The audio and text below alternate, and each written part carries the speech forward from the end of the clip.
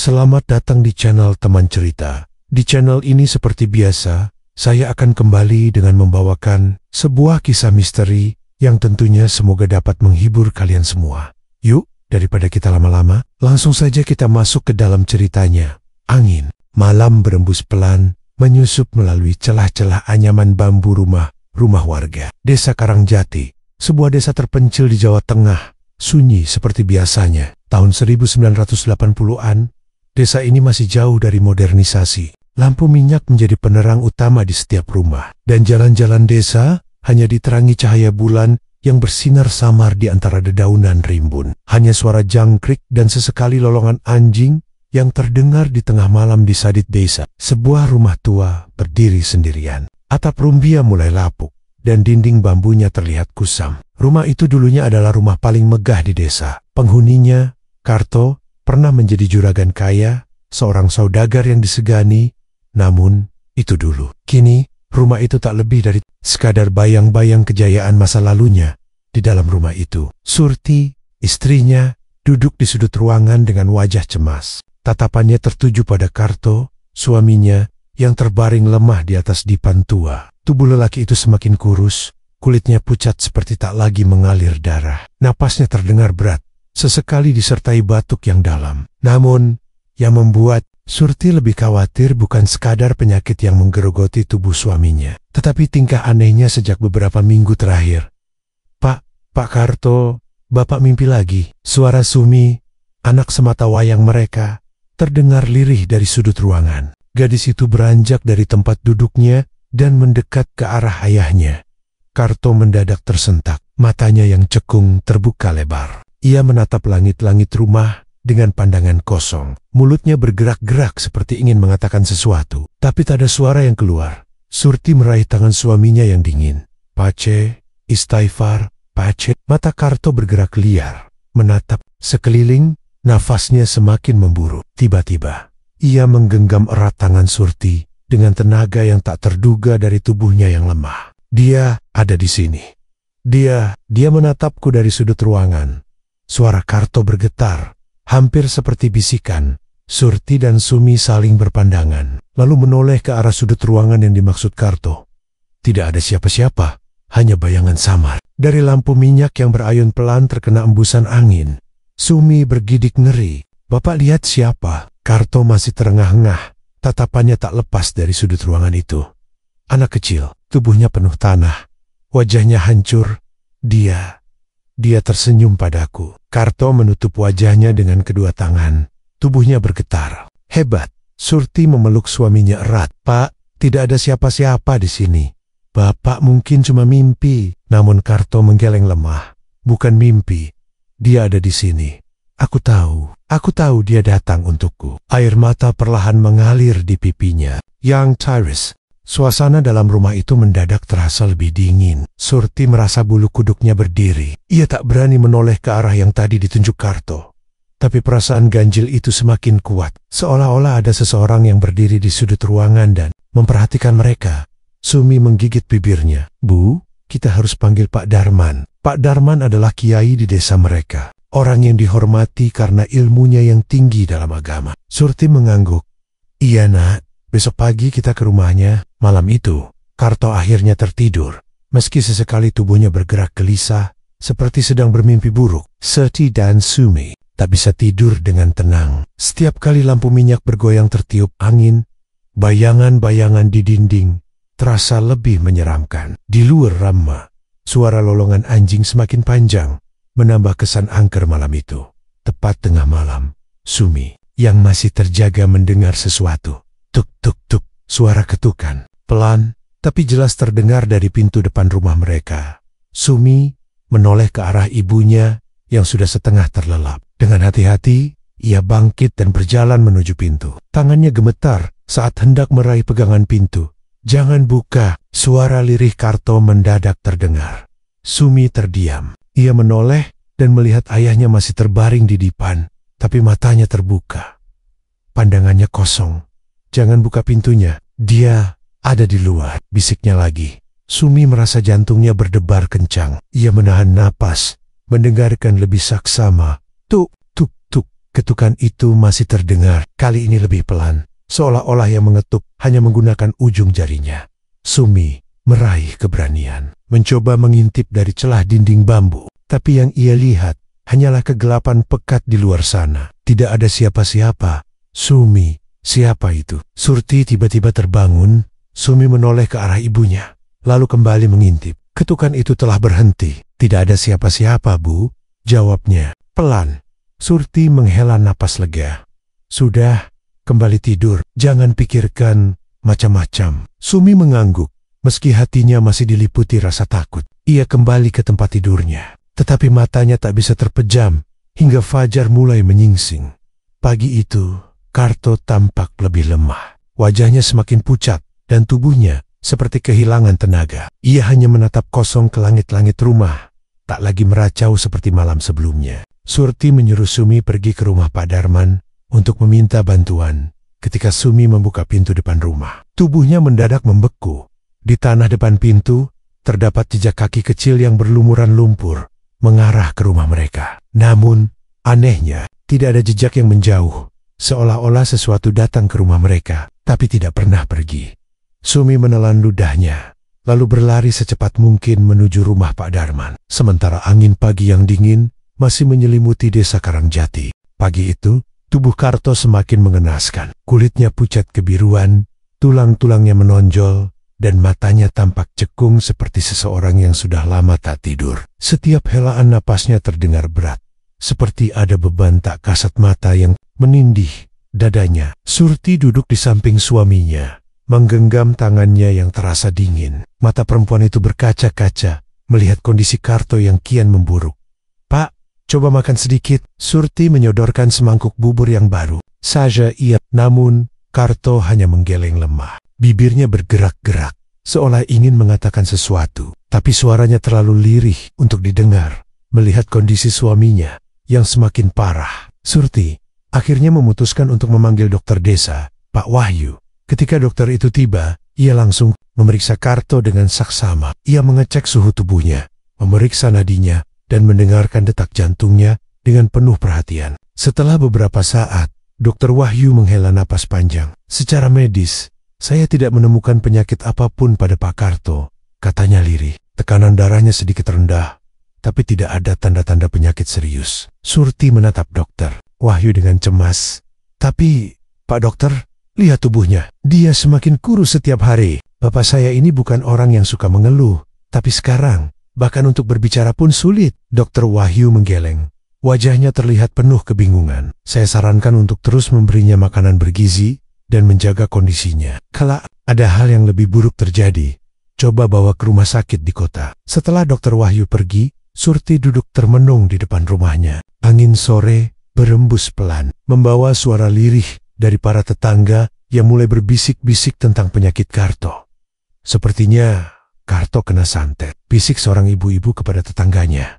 Atau mungkin ini kutukan. Kau tahu sendiri, dulu dia kayak mendadak kan? Sahut seorang lelaki tua dengan nada rendah. Surti menggigit bibirnya, berusaha menahan air matanya. Ia tahu betul bahwa suaminya dulu memang pernah kaya dalam waktu singkat, tapi ia tak pernah tahu dari mana asal kekayaan itu. Sekarang, semua harta mereka telah lenyap, namun tampaknya masih ada sesuatu yang terus menghantui Karto dengan hati penuh keresahan. Surti akhirnya memutuskan untuk menemui Pak Darman, kiai desa yang dihormati banyak orang. Sore itu, ia pergi ke langgar kecil tempat Pak Darman biasa mengajar mengaji. Pak Darman, seorang lelaki sepuh dengan janggut putih dan sorot mata bijak, mendengarkan keluhan Surti dengan penuh perhatian. Sejak beberapa minggu ini, Pak Karto berubah, Pak Kiai, kata Surti dengan suara gemetar. Dia sering mengigau, tubuhnya makin kurus, dan tadi malam dia bilang melihat anak kecil dengan wajah hancur di sudut rumah kami. Saya takut, Pak. Pak Darman mengangguk pelan. Apakah sebelum jatuh sakit, suamimu pernah mengalami kejadian aneh? Surti menghela napas, mencoba mengingat. Entahlah, Pak Kiai. Tapi setelah harta kami habis, dia sering melamun. Dan belakangan, dia sering bergumam minta maaf. seperti sedang berbicara dengan seseorang yang tidak terlihat. Pak Darman menatap Surti dengan sorot mata dalam. Malam ini saya akan datang ke rumahmu. Kita harus mencari tahu apa yang sebenarnya terjadi. Malam pun tiba. Angin bertiup lebih kencang dari biasanya, membuat dedaunan kering berguguran di halaman rumah Karto. Langit gelap, hanya diterangi rembulan yang redup di balik awan tipis. Di dalam rumah, Surti dan Sumi duduk di samping Karto yang terbaring lemah di dipan. Mereka menunggu kedatangan Pak Darman dengan perasaan gelisah. Tiba-tiba, dari luar rumah terdengar suara aneh. Tuk, tuk, tuk. Seseorang mengetuk pintu. Surti dan Sumi saling berpandangan. Jam di dinding menunjukkan pukul 12 malam. Tidak, mungkin ada tamu di jam segini. Tuk, tuk, tuk. Ketukan itu terdengar lagi, lebih pelan, tapi terasa menusuk ke dalam hati. Karto, yang sejak tadi tak sadarkan diri, tiba-tiba membuka matanya lebar-lebar. Jangan buka, bisiknya dengan suara serak. Jangan buka pintunya. Dia ada di luar serti merinding. Siapa, Pak? Siapa yang ada di luar? Karto menatap ke arah pintu dengan wajah ketakutan. Dia datang. Dia menagih janjiku. Sumi menggenggam tangan ibunya erat-erat. Bu, jangan dibuka. Ketukan itu kembali terdengar.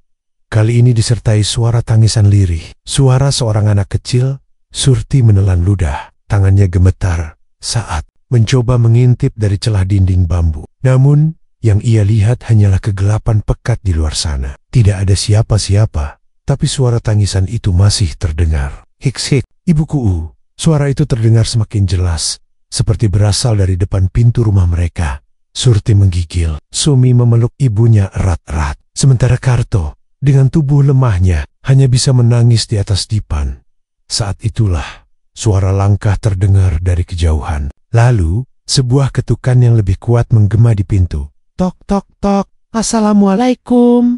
Surti hampir menjerit. Namun, ia langsung mengenali suara berat itu. Dengan cepat, ia berlari ke pintu dan membukanya. Pak Darman berdiri di ambang pintu. Dengan tatapan tenang, membawa tasbih di tangannya. Bu Surti, ada sesuatu yang harus kita bicarakan, ujar Pak Darman. Dan saya rasa, sudah waktunya Pak Karto menceritakan semuanya.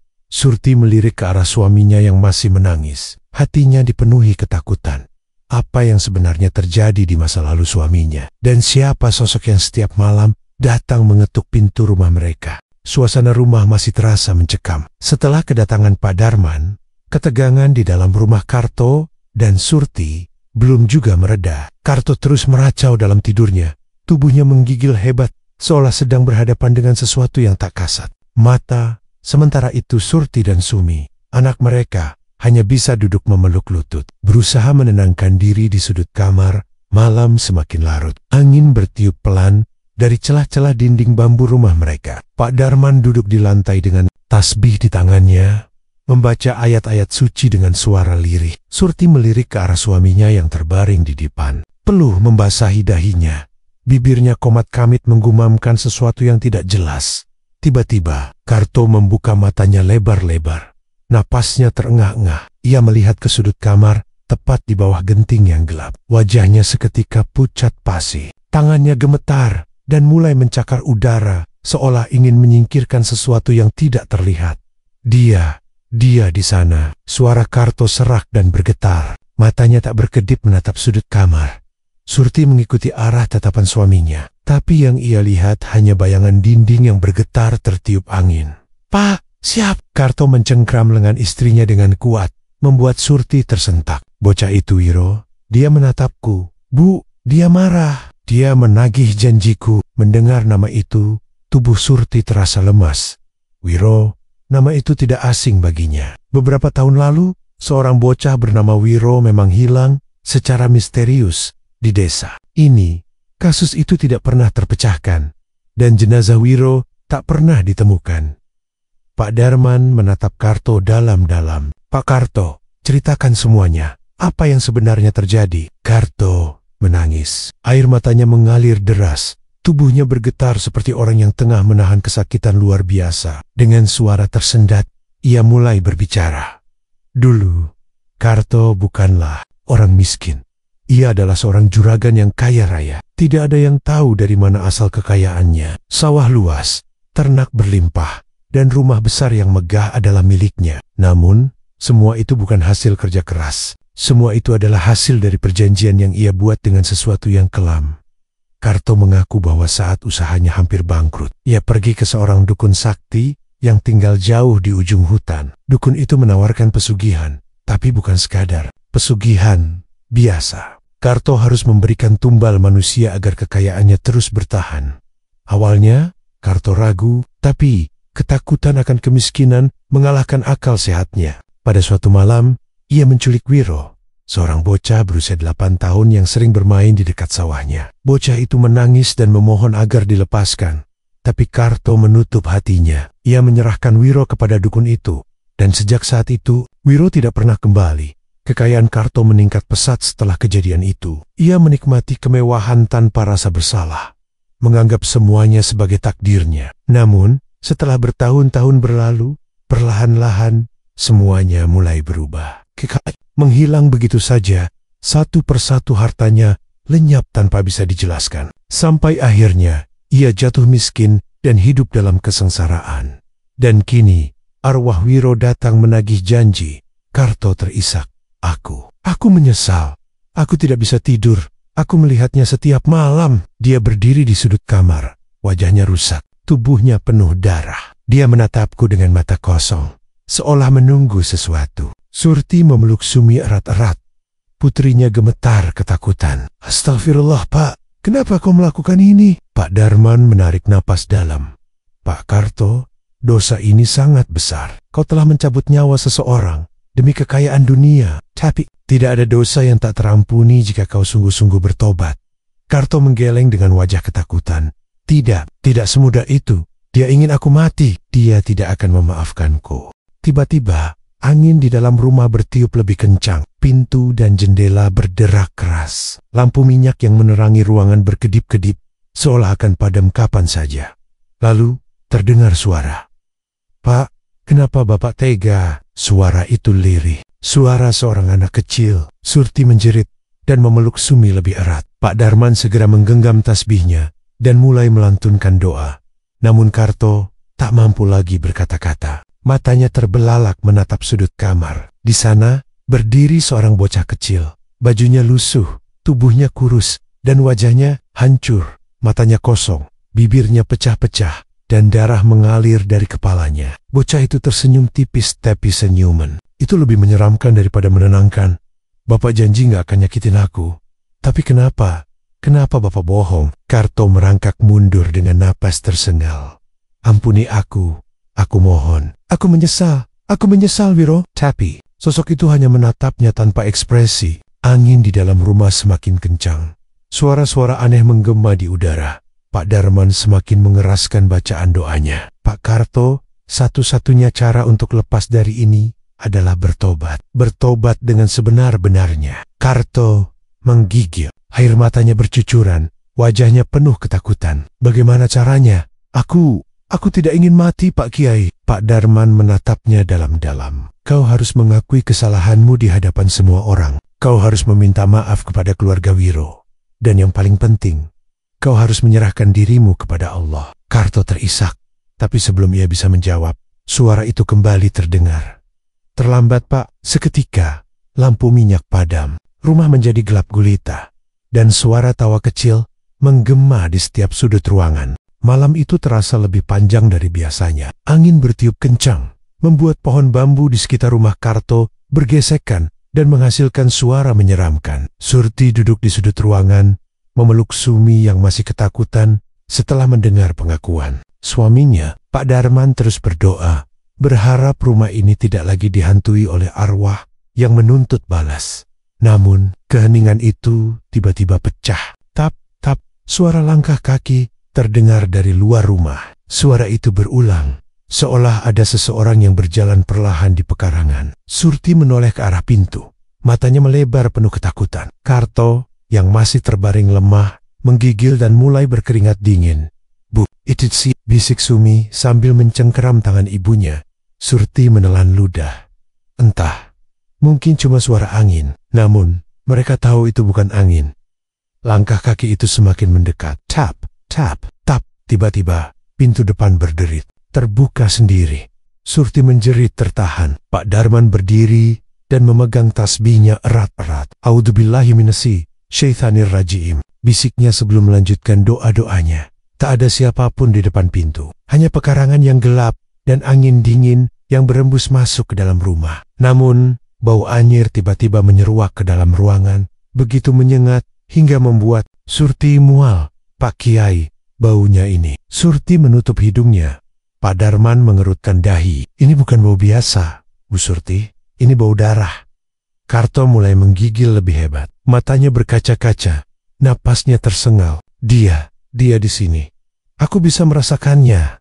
Wiro ada di sini." Di luar Rama, Sumi memberanikan diri melangkah ke halaman belakang. Ia melihat sesuatu yang membuat darahnya berdesir.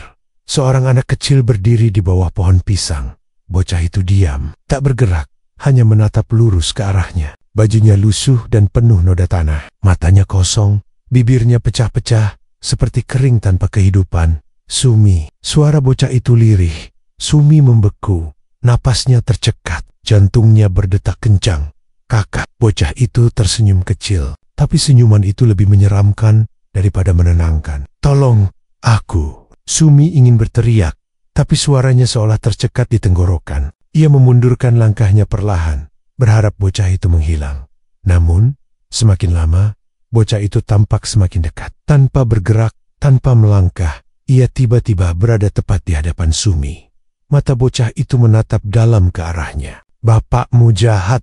Sumi menjerit sekencang-kencangnya. Surti dan Pak Darman bergegas ke halaman belakang. Mereka menemukan Sumi terduduk di tanah. Wajahnya pucat dan tubuhnya gemetar. "Dia di sana. Dia bicara padaku." Surti segera meraih Sumi dan memeluknya erat. "Sudah, Nak. Sudah. Semua akan baik-baik saja." Namun, sebelum mereka sempat menenangkan diri, terdengar suara keras dari dalam rumah. "Berak!" Mereka menoleh. Pintu rumah tertutup dengan sendirinya. Karto menjerit ketakutan dari dalam. "Ampuni aku. Aku menyesal. Ampuni aku." Pak Darman segera melangkah masuk, diikuti Surti dan Sumi. Mereka mendapati Karto terduduk di lantai. Tubuhnya semakin kurus dan matanya cekung. Ia menatap ke sudut ruangan dengan ketakutan yang luar biasa. Surti mengikuti arah tatapan suaminya, namun tidak melihat apapun. "Karto, apa yang kau lihat?" tanya Pak Darman. Karto tidak menjawab, ia hanya menunjuk dengan jari yang gemetar. Dia berdiri di sana. "Wiro." Dia tersenyum. Pak Darman menutup matanya sesaat, lalu menarik napas dalam. "Kita harus segera melakukan ruqyah. Ini bukan sekadar gangguan biasa. Ada sesuatu yang menuntut keadilan." Belum sempat mereka melakukan apa-apa, tiba-tiba seekor burung gagak menabrak jendela dengan keras. PRAN, kaca jendela pecah. Gagak itu jatuh ke lantai, mengepakkan sayapnya beberapa kali sebelum akhirnya diam tak bergerak. Mata hitamnya menatap kosong ke arah Karto. Surti berteriak histeris. "Ya Allah, apa ini pertanda buruk?" Pak Darman menunduk menatap jurang gagak itu dengan wajah serius. Burung gagak, dalam beberapa kepercayaan, ia adalah pertanda kematian. Sumi semakin erat memeluk ibunya. "Pak Kiai, apakah ini artinya Bapak akan?" Pak Darman tidak langsung menjawab. Ia hanya menatap Karto dengan pandangan penuh makna. Karto menundukkan kepala. Tubuhnya semakin lemah. Aku tahu aku tidak akan selamat. Aku sudah terlalu banyak dosa." Pak Darman menepuk pundaknya. "Tak ada yang tahu nasib seseorang. Tapi satu hal yang pasti, kau harus bertobat sebelum semuanya terlambat." Malam itu, mereka duduk di ruangan, membaca doa-doa agar ketenangan kembali ke rumah itu. Namun, jauh di luar rumah, sepasang mata kosong terus mengawasi mereka dari kegelapan.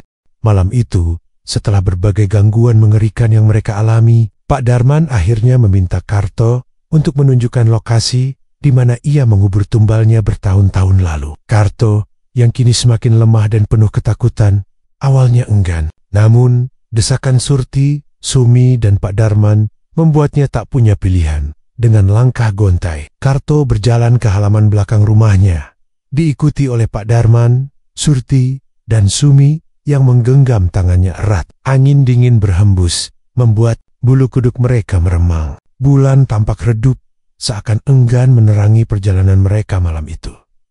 Setibanya di kebun belakang, Karto berhenti di sebuah sudut yang dikelilingi pohon pisang. Tangannya gemetar, Keringat dingin membasahi dahinya. Ia menunjuk tanah yang tampak lebih gelap daripada sekelilingnya. Di sini, suaranya nyaris tak terdengar.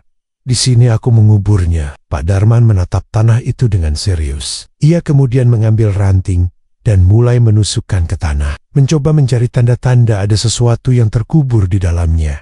Tanah terasa lebih gembur dibandingkan sekitarnya, seolah pernah digali sebelumnya. Tiba-tiba, udara di sekitar mereka berubah dingin secara drastis. Sumi menggigil. "Bu, aku takut." Surti mengusap kepala anaknya. "Tenang nak, ini semua akan segera selesai." Pak Darman menghela napas dalam. "Karto, kau yakin hanya satu orang yang kau korbankan?" Karto menundukkan kepala.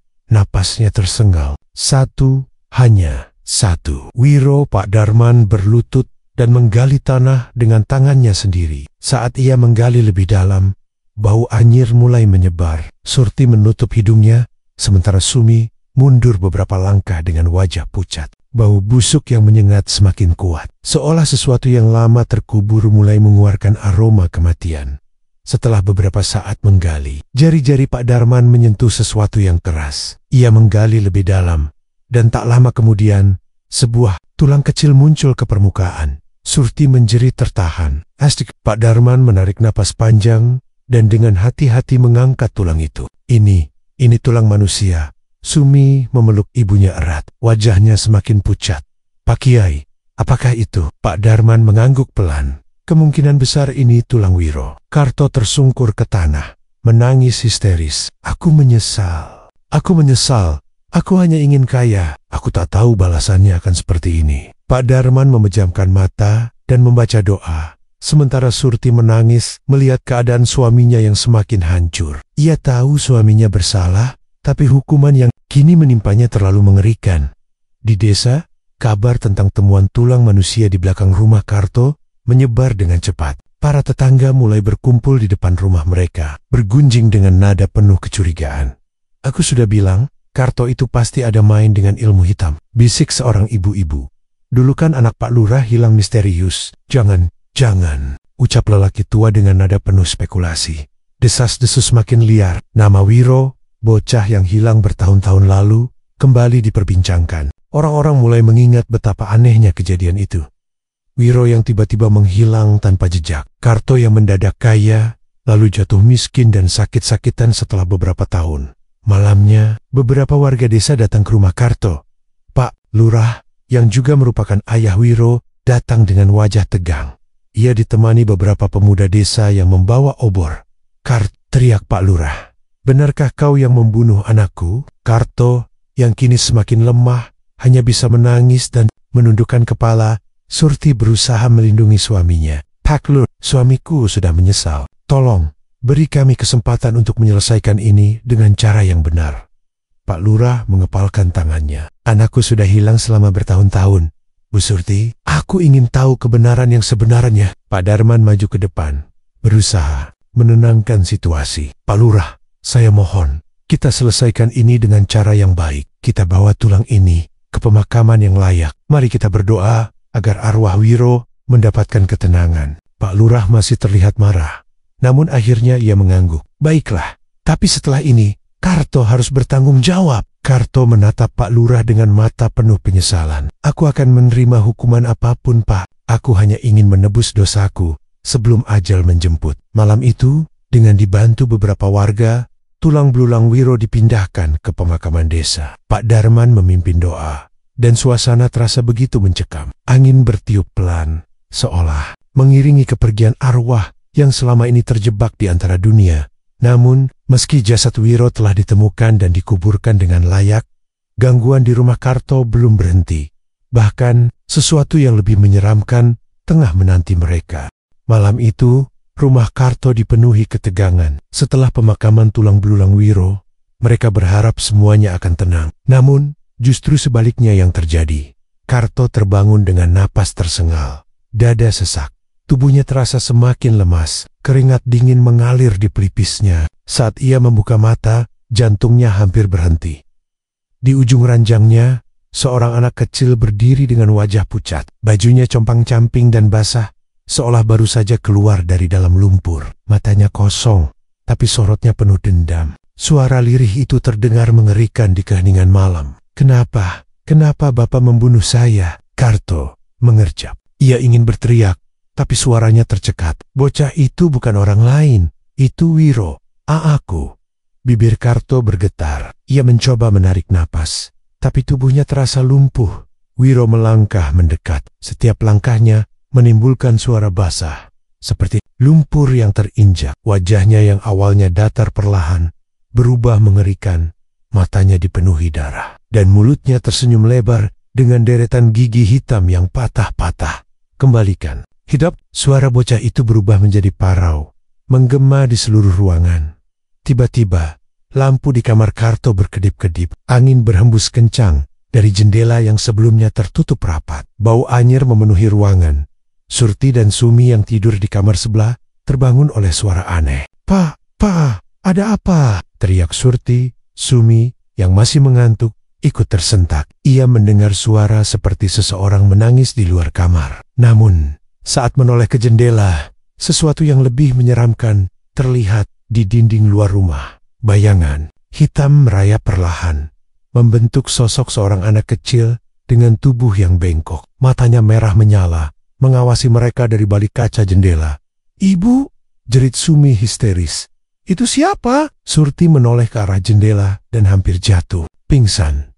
Bayangan itu semakin jelas, seakan mencoba masuk ke dalam rumah. Ketakutan, ia segera meraih Sumi dan menariknya keluar kamar.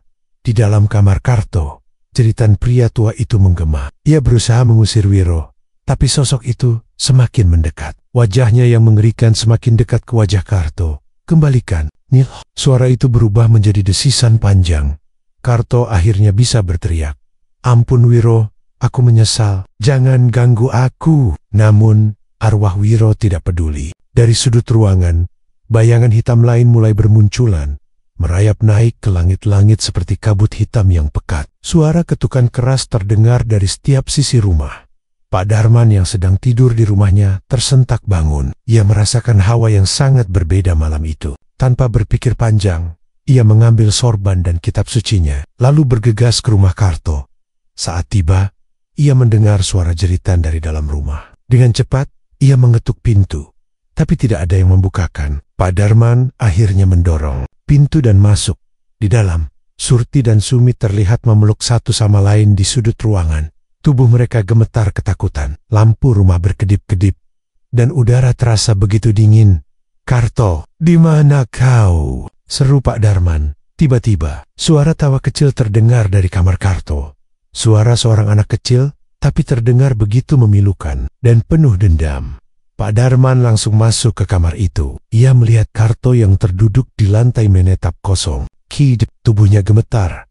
Sementara di depannya, sosok Wiro berdiri dengan wajah yang semakin mengerikan. Tanpa ragu, Pak Darman mulai melantunkan ayat-ayat suci. Udara di dalam ruangan semakin berat, dan suara jeritan Wiro menggema. Tubuhnya mulai mengejang, seperti sedang tersiksa. Karto, bertobatlah. Hanya itu satu-satunya jalan, kata Pak Darman dengan tegas. Karto terisak. Ia mengangguk dan mulai mengucapkan istighfar berulang kali. Tubuhnya terasa semakin lemas, tapi ia terus memohon ampunan kepada Tuhan atas dosa-dosanya. Arwah Wiro menatapnya dengan mata merah yang mulai memudar. Suaranya yang tadi penuh kemarahan perlahan melemah. Bapak, tega. Suara itu lirih. Sebelum akhirnya, sosok Wiro mulai menghilang. Bayangan hitam yang ada di dalam rumah pun ikut memudar, menghilang seiring dengan bacaan doa dari Pak Darman. Suasana di rumah kembali tenang, meski hawa dingin masih menyelimuti. Pak Darman membantu Karto bangun. Mata pria tua itu dipenuhi air mata. Pak Kiai, apakah ini sudah selesai? Tanya Surti dengan suara bergetar. Pak Darman menghela napas panjang. Belum, Bu Surti. Arwah Wiro mungkin sudah tenang, tapi kutukan ini masih belum berakhir sepenuhnya. Karto harus benar-benar bertobat sebelum ajal menjemput. Malam itu, Karto duduk termenung di serambi rumah. Wajahnya terlihat sangat tua dan lelah. Ia tahu, waktu hidupnya tidak lama lagi. Namun, sebelum ajal menjemput, ia harus melakukan satu hal terakhir. Malam itu, langit di atas desa tampak lebih kelam dari biasanya. Angin berembus dingin, membawa aroma tanah basah yang anehnya bercampur dengan bau anyir yang samar-samar tercium. Karto duduk di sudut rumah. Tubuhnya semakin kurus, dan wajahnya pucat posi. Ketakutan jelas terlihat di matanya yang cekung. Pak Darman, kiai desa yang selama ini berusaha membantu Karto, menatapnya dengan iba. Karto, kau harus segera bertobat. Arwah Wiro semakin tak tenang. Jika kau terus diam, sesuatu yang lebih buruk akan terjadi. Karto menggigit bibirnya. Kedua tangannya gemetar. Ia tahu betul dosanya terlalu besar. Dan kini ia harus menanggung akibat. Namun, ketakutan akan dosa masa lalunya semakin menyesakkan dadanya. Pak, saya takut kalau saya pergi ke masjid, saya tidak bisa kembali, kata Karto dengan suara serak. Pak Darman menghela napas panjang. Kau harus percaya, Allah Maha Pengampun. Jika kau benar-benar ingin bertobat, maka kau harus datang ke rumahnya. Ayo, kita ke masjid sekarang. Dengan langkah gontai, Karto dibantu Surti dan Sumi untuk berdiri. Kakinya lemah, seakan berat membawa tubuhnya sendiri. Mereka berjalan dalam diam menuju masjid yang terletak di tengah desa. Namun, belum sempat mereka melewati halaman, Karto tiba berhenti. Napasnya tersengal, tubuhnya gemetar hebat. Tidak, aku tidak bisa, teriak Karto. Matanya membelalak ketakutan. Tiba-tiba, tubuhnya kejang-kejang hebat, mulutnya berbusa, dan suara erangan keluar dari tenggorokannya. Sumi berteriak ketakutan. Sementara Pak Darman bergegas meraih tubuh Karto yang hampir terjatuh ke tanah. Surti menangis, memegang tangan suaminya yang terasa dingin. Pak Karto, istighfar, bacalah syahadat, seru Pak Darman dengan suara tegas. Namun, Karto hanya mengerang, matanya memutar ke atas, tubuhnya terus bergetar hebat. Lalu, dari kejauhan, terdengar suara tawa kecil yang melengking, membuat bulu kuduk mereka berdiri. Suara itu terdengar seperti suara anak kecil, samar, tetapi jelas terdengar di antara desiran angin malam. Pak Darman menoleh ke arah suara itu. Tidak ada siapa-siapa. Namun, ia tahu ini bukan sekadar gangguan biasa. Ya Allah, lindungilah kami dari gangguan setan dan roh jahat, gumamnya sambil terus membaca doa-doa. Setelah beberapa menit, Karto akhirnya lemas. Tubuhnya terkulai tak berdaya di tanah. Nafasnya tersengal-sengal, seolah baru saja bertarung dengan sesuatu yang tidak terlihat. Pak Darman mengusap keringat di dahinya, sementara Surti dan Sumi menangis ketakutan. Kita harus tetap ke masjid, kata Pak Darman tegas. Ini perlawanan terakhir. Arwah yang menuntut balas tidak akan tinggal diam kalau Karto bertobat. Tapi ini satunya cara agar semua ini bisa berakhir. Dengan susah payah, mereka membawa Karto ke masjid. Begitu mereka tiba, beberapa warga yang tengah duduk di serambi masjid menatap mereka dengan tatapan curiga. Kabar tentang Karto sudah menyebar di seluruh desa. Jemino, mantan pekerja Karto yang dulu dipecat tanpa alasan, menjadi orang yang paling gencar menyebarkan cerita buruk tentangnya. Pak Kiai, buat apa membawa orang macam dia ke masjid? Kata Jemino dengan suara keras. Dia sudah membuat dosa besar. Desa ini sudah cukup menderita karena ulahnya. Beberapa warga mulai berbisik-bisik. Nada suara mereka penuh amarah dan kebencian. Pak Darman menoleh, menatap mereka dengan tatapan penuh wibawa. Kita tidak berhak menghakimi siapapun. Jika seseorang ingin bertobat, kita harus mendukungnya. Bukankah kita semua pendosa yang butuh ampunan Allah? Beberapa warga tampak ragu, tetapi Jemino tetap bersikeras. Pak Kiai, jangan mudah percaya. Bagaimana kalau ini cuma tipu dayanya? Saya yakin ini cuma akal-akalan. Sudah seharusnya orang seperti dia diusir dari desa ini. Karto yang masih lemah mendengar ucapan itu. Matanya berkaca-kaca, tubuhnya semakin terasa berat. Ia tahu dosa masa lalunya tak akan mudah dilupakan orang-orang. Ia memang pantas dibenci, tapi ia tidak ingin mati dalam keadaan seperti ini. Ia ingin bertobat. Pak Darman, bisik Karto lemah. Saya mohon, bantu saya. Saya tak ingin arwah itu terus menghantui saya. Pak Darman mengangguk, lalu membimbing Karto masuk ke dalam masjid. Begitu melewati ambang pintu, tubuh Karto kembali bergetar hebat. Kali ini, ia merasa seolah ada sesuatu yang menariknya ke belakang. Karto mengerang, tubuhnya seakan tertahan oleh kekuatan yang tak terlihat. Pak Darman segera menguatkan genggamannya. Jangan biarkan rasa takut menguasai hatimu, Karto. Bacalah istighfar minta ampun kepada Allah. Dengan susah payah, Karto mencoba membuka mulutnya. Astagfirullah, astagfirullah, Astagfirullah, begitu kalimat itu keluar dari bibirnya, tiba-tiba terdengar suara jeritan panjang dari luar masjid. Suara yang memilukan, seperti tangisan seorang anak yang kesakitan. Sumi yang berada di dekat pintu menjerit ketakutan dan mundur ke belakang. Pak Darman tetap tenang. Ia mengajak Karto duduk, lalu mulai membimbingnya untuk berdoa dan membaca kalimat syahadat. Asyhadu an la ilaha illallah wa asyhadu anna Muhammadan Rasulullah. Suara Karto bergetar, tetapi ia mengulanginya dengan sepenuh hati. Matanya jatuh, hatinya terasa lebih ringan, meski rasa takut masih menyelimutinya. Seolah beban berat yang selama ini ia pikul perlahan terangkat. Namun, di luar masjid, situasi semakin memanas. Jemino masih terus menghasut warga. Kita harus mengusirnya. Kalau kita biarkan dia di sini, desa ini akan semakin dilanda kesialan. Beberapa warga mulai terpengaruh. Mereka berteriak-teriak, menuntut agar keluarga Karto pergi. Surti dan Sumi ketakutan. Mereka tidak tahu harus berlindung kemana. Di dalam masjid, Pak Darman menutup mata, menghela napas panjang. Ia tahu, malam ini belum berakhir.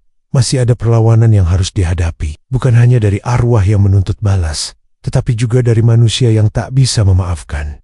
Di luar, langit semakin gelap. Angin berembus kencang, dan di kejauhan, suara tawa kecil itu kembali terdengar, membuat malam semakin mencekam. Hujan deras mengguyur desa sejak sore, membuat udara terasa jauh lebih dingin dari biasanya. Petir sesekali menyambar, menerangi langit malam dengan cahaya yang menyilaukan. Suara rintik hujan yang jatuh di atap rumah terdengar berirama. Tetapi bagi keluarga Karto, suara itu seakan menjadi pertanda akan datangnya sesuatu yang mengerikan di dalam rumah. Karto terbaring lemas di atas dipan kayu. Napasnya tersengal-sengal, tubuhnya semakin kurus, seperti hanya tinggal tulang dan kulit. Matanya sayu, menatap langit-langit rumah yang penuh noda hitam akibat bocoran air hujan. Bibirnya bergerak-gerak, berusaha mengatakan sesuatu, tetapi suaranya hampir tak terdengar. Surti duduk di sampingnya, wajahnya penuh kecemasan. Ia menggenggam tangan suaminya yang terasa dingin, seperti es. Pak, tahan ya. Pak Darman pasti datang sebentar lagi. Kita akan cari jalan keluar, Pak. Ucapnya dengan suara bergetar. Air mata mengalir di pipinya, tetapi Karto hanya menatap kosong, seolah pikirannya berada di tempat lain. Di luar, angin bertiup kencang, menerbangkan dedaunan dan membuat pepohonan bergoyang liar. Malam itu terasa berbeda, seakan alam pun ikut berduka. Lalu tiba-tiba, dari dalam rumah, terdengar suara tangisan bocah kecil. Tangisan itu lirih pada awalnya, seperti datang dari kejauhan, tetapi semakin lama semakin jelas dan keras. Sumi, yang sejak tadi duduk diam di pojok ruangan, langsung merinding. Ia menoleh ke ibunya dengan wajah ketakutan. Bu, suara siapa itu? Nggak ada anak kecil di rumah ini. Surti menoleh ke sekeliling ruangan, mencari sumber suara. Dadanya mulai berdebar kencang. Entahlah nak, mungkin hanya angin. Namun, tangisan itu semakin nyaring, bergema di setiap sudut rumah, membuat bulu kuduk berdiri. Karto, yang tadinya hanya berbaring lemas, tiba-tiba menegang. Matanya membelalak, menatap lurus ke langit-langit. Tangannya bergetar hebat. Mulutnya terbuka seperti ingin menjerit, tetapi tak mampu. Wow! Karto tiba-tiba berteriak keras. Suaranya parau bercampur ketakutan. Jangan! Aku nggak mau mati! Aku nggak mau! Tangannya meraih rampai udara, seperti mencoba menghalau sesuatu yang tak terlihat. Surti dan Sumi semakin panik. Pak, ada apa, Pak? Surti mengguncang tubuh Karto, tetapi suaminya justru semakin berteriak ketakutan. Lalu, dari luar rumah, terdengar suara aneh seperti suara tanah yang bergerak sendiri. Berak, salah satu jendela rumah terbuka dengan keras. Angin dingin menerpa masuk, membuat api di lampu minyak bergoyang liar. Surti menoleh keluar, dan matanya langsung membelalak ketakutan. Ya Allah, di kebun belakang, tanah yang dulunya tempat Karto mengubur tumbal pesugihannya bergerak sendiri, seolah ada sesuatu yang berusaha keluar dari dalamnya. Gumpalan tanah terangkat sedikit demi sedikit, membentuk lubang menganga yang gelap. Sumi menjerit, menutupi wajahnya dengan kedua tangan. Bu, itu apa? Karto berusaha bangkit dari tempat tidurnya, tetapi kakinya terasa berat. Ia mencoba melangkah, tetapi tubuhnya seperti ditarik oleh sesuatu yang tak terlihat. Ia meronta, berusaha melarikan diri, tetapi sia-sia. Dari tanah yang bergerak itu, terdengar suara pelan tetapi menyeramkan. "Pak Karto." Suara itu kecil, hampir seperti bisikan, tetapi jelas terdengar di antara suara hujan. Karto gemetar hebat, wajahnya pucat pasi. "Tidak, aku sudah minta ampun, aku sudah tobat." Ia menangis, tetapi suara itu terus memanggil namanya. Pak Darman tiba-tiba muncul di ambang pintu, basah kuyup oleh hujan. Wajahnya tegang, matanya menatap tajam ke arah Karto. "Karto, ini saatnya kau bertobat sepenuh hati. Hanya itu, satu-satunya cara." Karto menatap Pak Darman dengan mata penuh ketakutan. "Tolong aku, Kiai. Aku nggak mau mati seperti ini." Pak Darman mendekat dan mulai melantunkan ayat-ayat suci. Begitu suara doa berkumandang, tangisan bocah yang tadi terdengar tiba-tiba berubah menjadi raungan menyayat. Bayangan hitam mulai terlihat di sudut ruangan, merayap di dinding rumah seperti makhluk yang bergerak sendiri. Surti dan Sumi berpegangan erat, tubuh mereka gemetar ketakutan. Sementara itu, Karto justru semakin meronta-ronta. Tubuhnya kejang-kejang. Lalu dari mulutnya keluar suara tawa mengerikan. Seperti bukan suara manusia. Pak Darman terus melantunkan doa. Suaranya semakin keras menyaingi suara hujan di luar. Karto jatuh tersungkur. Tubuhnya gemetar hebat. Dari lubang tanah di kebun muncul kepulan asap hitam yang perlahan-lahan menghilang di udara. Suasana mendadak hening. Tangisan bocah itu menghilang. Dan bayangan hitam yang tadi merayap di dinding juga lenyap. Namun, tubuh Karto tetap tergeletak di lantai. Napasnya terengah-engah. Pak Darman menatapnya dengan penuh iba. "Karto, masih ada waktu bagimu untuk benar-benar bertobat. Jika tidak, kau akan mendapatkan balasan yang lebih mengerikan." Karto menatap kosong ke atas. Air matanya mengalir. Aku takut, Kiai." Suaranya nyaris tak terdengar. Pak Darman menghela napas panjang. "Jangan takut pada kematian. Takutlah pada dosa yang belum kau tebus. Bersiaplah, ajal sudah dekat." Di luar, hujan masih turun deras. Tetapi kini ada ketenangan yang menyeruak di antara dinginnya malam. Namun, semua orang di dalam rumah tahu, pertarungan antara Karto dan dosanya belum benar berakhir. Hujan masih mengguyur deras, menciptakan genangan lumpur di halaman rumah Karto. Angin bertiup kencang, membuat dahan-dahan pohon bambu saling beradu, menghasilkan suara berdecit yang menyerupai rintihan manusia. Sementara itu, Karto, yang sejak tadi merasa ada sesuatu yang mengincarnya, melangkah gontai menuju kebun belakang. Jantungnya berdegup kencang, tubuhnya semakin lemas, dan keringat dingin membanjiri dahinya meskipun udara begitu dingin. "Pak, mau kemana?" Suara Surti terdengar panik di belakangnya. Namun, Karto tidak menjawab. Ia merasa ada sesuatu yang memanggilnya ke kebun belakang. Ia berjalan tanpa sadar, seakan tubuhnya dikendalikan oleh kekuatan tak kasat mata. Kakinya berkali-kali, hampir terpleset, tetapi ia tetap melangkah, mengikuti bisikan halus yang terdengar di telinganya.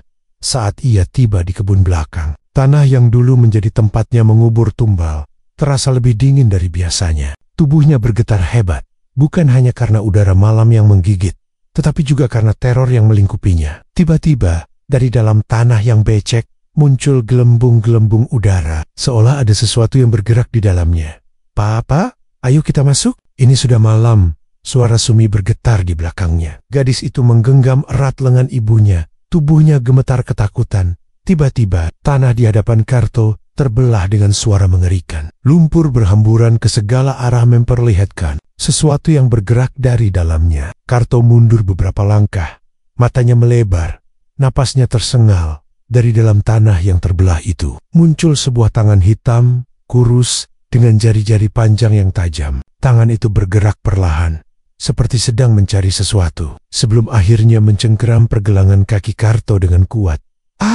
Karto menjerit histeris, berusaha melepaskan cengkeraman itu, tetapi semakin ia melawan, semakin kuat. Tangan itu mencengkeramnya. Surti dan Sumi menjerit, tetapi mereka tidak bisa berbuat apa-apa selain menyaksikan dengan mata terbelalak ketakutan. Tangan itu mulai menarik tubuh Karto ke dalam tanah, membuatnya terseret sedikit demi sedikit.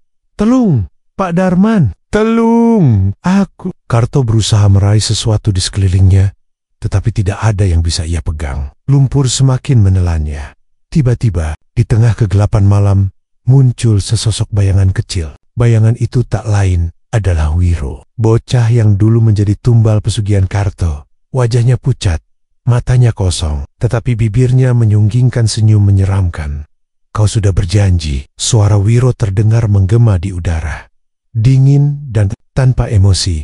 Maafkan aku. Maafkan aku, Wiro. Aku kilaf. Karto menangis. Tangannya masih berusaha menggapai apa saja yang bisa menyelamatkannya. Tapi bayangan Wiro tidak peduli. Ia hanya menatapnya dengan tatapan tajam sebelum mengulurkan tangannya. Dengan satu gerakan cepat, tangan itu menarik tubuh Karto sepenuhnya ke dalam tanah. Jeritan Karto menggema di udara sebelum akhirnya lenyap bersamaan. Dengan tertutupnya tanah seperti sedia kala, Surti dan Sumi hanya bisa menangis ketakutan. Pak Darman yang baru tiba langsung melantunkan doa, berharap arwah Karto mendapatkan pengampunan. Namun, ia tahu dosa yang telah dilakukan Karto begitu besar. Dan malam itu, Karto telah diambil oleh bayangan yang menuntutnya sejak lama.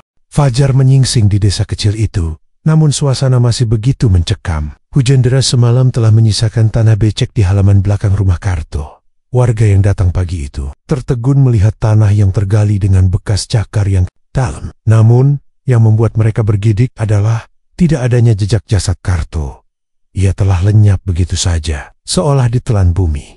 Pak Darman berdiri di tepi lubang yang masih menganga. Ia menghela napas panjang, lalu menggumamkan doa. Dosa yang tidak ditebus akan tetap menuntut balasan, ujarnya lirih, membuat warga yang berdiri di sekelilingnya semakin merapatkan kain sarung mereka, seolah takut terkena kutukan yang melayang. Di udara, di dalam rumah, Surti dan Sumi berkemas dengan terburu-buru. Mereka tak sanggup lagi tinggal di rumah itu. Semalaman, mereka tidak bisa tidur, terus dihantui suara tangisan dan bayangan Karto yang menjerit-jerit di depan ranjangnya. Sumi menggenggam tangan ibunya erat. Bu, kita pergi saja dari sini. Aku nggak mau tinggal di sini lagi. Suaranya bergetar. Surti hanya mengangguk. Dengan langkah tergesa, mereka meninggalkan rumah itu, berjalan melewati warga yang hanya bisa menatap dengan iba. Tak ada yang berani menahan mereka, apalagi meminta mereka tetap tinggal. Semua tahu, rumah itu kini telah menjadi sarang kutukan yang tak akan pernah hilang. Seiring waktu, rumah Karto dibiarkan kosong. Tak ada yang berani mendekatinya, apalagi menempatinya. Beberapa orang yang penasaran mencoba mengintip ke dalam rumah itu. Namun mereka selalu mendengar suara aneh, suara tangisan bocah yang lirih, suara langkah kaki yang berjalan tanpa ada wujudnya, dan ketukan di pintu yang terjadi setiap malam. Seakan seseorang ingin masuk namun tak bisa. Kabar tentang rumah itu menyebar ke desa-desa lain. Orang-orang mulai menyebutnya sebagai rumah terkutuk. Beberapa pemuda desa yang nekat mencoba menghabiskan malam di sana. Namun mereka selalu berlari ketakutan. Sebelum tengah malam, wajah mereka pucat pasi, seperti habis melihat sesuatu yang tak bisa dijelaskan dengan kata-kata. Pak Darman, meskipun seorang kiai yang disegani, pun enggan untuk datang ke rumah itu lagi. Ia hanya bisa berpesan kepada warga untuk tidak mengusik tempat itu, tidak mencoba membongkar rahasia yang seharusnya dibiarkan terkubur. Biarkan ini menjadi pelajaran bagi kita semua, katanya suatu hari dalam pengajian desa. Cengkel. Sekali-kali tergoda oleh jalan yang sesat, karena dosa yang kita perbuat akan selalu menagih balasannya. Dan begitulah, rumah itu tetap berdiri di pinggir desa, seakan menanti seseorang yang cukup berani untuk masuk ke dalamnya. Orang yang lewat sering mengaku melihat bayangan bergerak di balik jendela yang kotor dan berdebu. Padahal tidak ada siapa-siapa di dalam. Setiap malam Jumat, suara ketukan pintu dan tangisan lirih selalu terdengar, membuat warga semakin yakin bahwa arwah Karto dan bocah malang yang menjadi tumbalnya masih berkeliaran. Legenda, dosa terakhir sebelum ajal akhirnya menjadi kisah yang diceritakan turun-temurun di desa itu. Orang tua memperingatkan anak-anak mereka agar tidak serakah dan tidak bermain-main dengan jalan hitam yang menyesatkan, dan rumah Karto, ia tetap berdiri di sana, kosong, sunyi, namun terus berbisik dalam kegelapan malam.